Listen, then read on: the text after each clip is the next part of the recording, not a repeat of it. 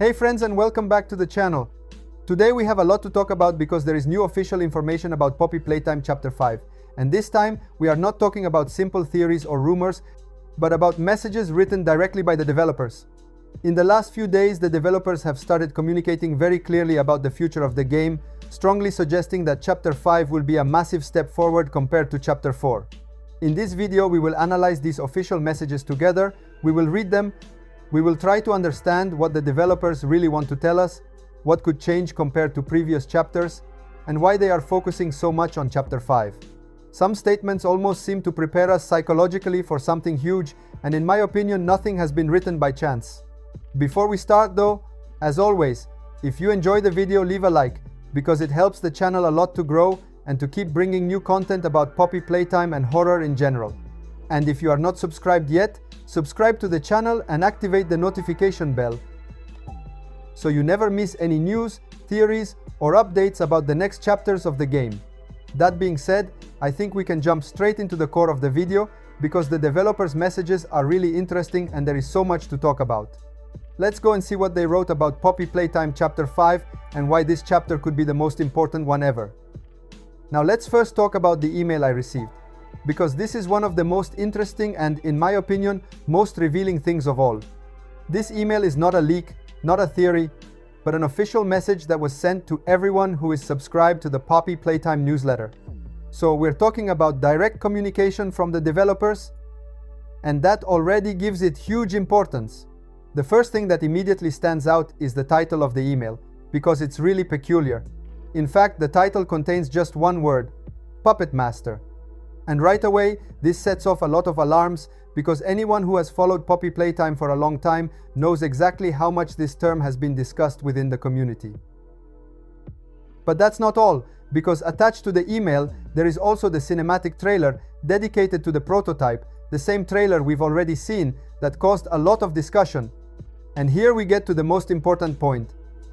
If we remember correctly, on the official Poppy Playtime Steam page, the term Puppet Master and the prototype are mentioned separately. Because of this, for months, many fans theorized that they were two different entities, two separate characters, maybe connected but still distinct. Some thought Puppet Master was an even higher figure in the hierarchy, others believed it was someone controlling the prototype from the shadows. With this message, we now have an almost official confirmation: Puppet Master and the prototype are the same thing.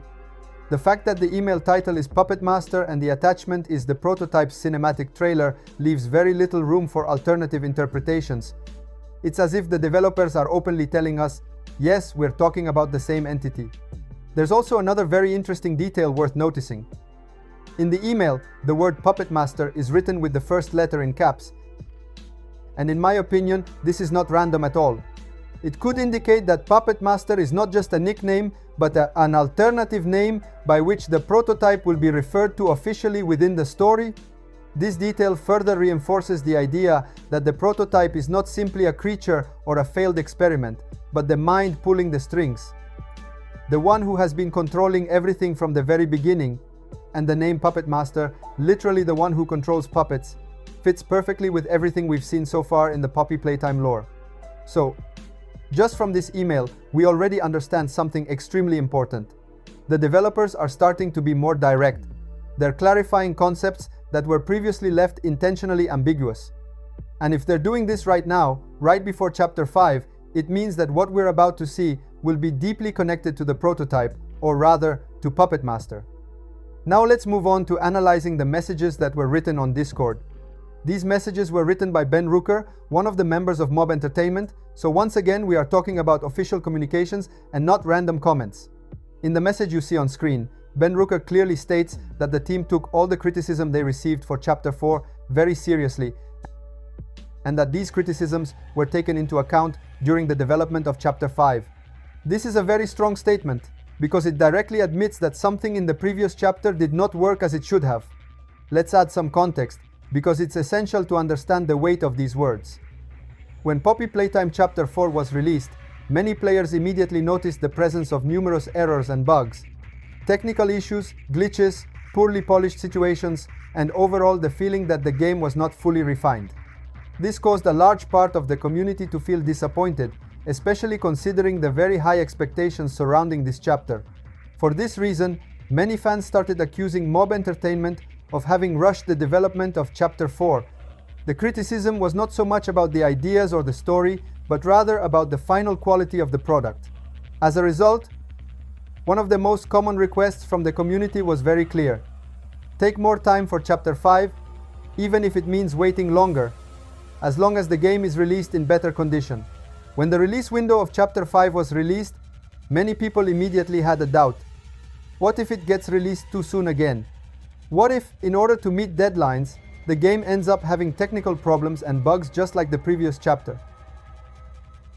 This fear has been very widespread in the community, especially among longtime fans. And this is exactly where Ben Rooker's message becomes extremely important. With his words, he makes it clear that the criticism was not ignored, but instead listened to and analyzed.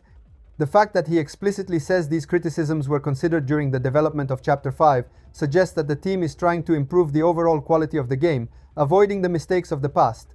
So this message is not just reassurance, but also a kind of promise.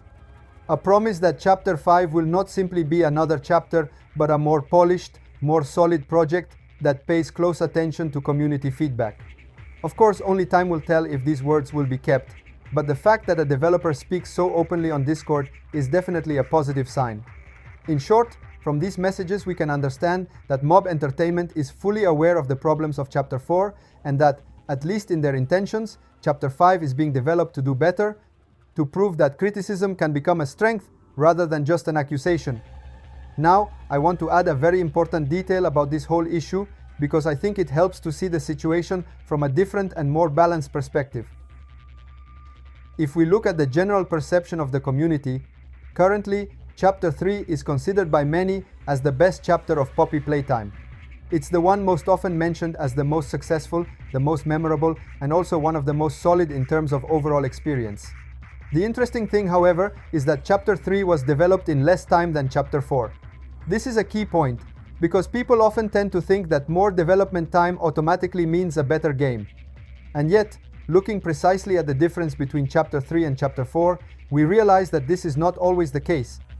For Chapter 4, in fact, more development time was dedicated compared to Chapter 3, and yet the final result was not perceived at the same level of quality. This leads us to a very important conclusion. Development time is certainly a fundamental factor, but it is not the only determining element when it comes to a video game's quality. The organization of work, priorities, design choices, and the way the team manages the different phases of development are all extremely important. Having more time does not automatically guarantee a better product if that time is not used wisely. We already saw in the previous videos that this time the developers have chosen a different development approach compared to Chapter 4, namely a modular approach. This means the game is built in parts, in modules, allowing the team to work in a more organized, flexible, and especially controllable way. Thank you so much for watching the video until the end. You are amazing. Let me know in the comments what you think about this. Don't forget to subscribe to the channel and turn on the notification bell for the next video. Thanks for watching. Bye bye.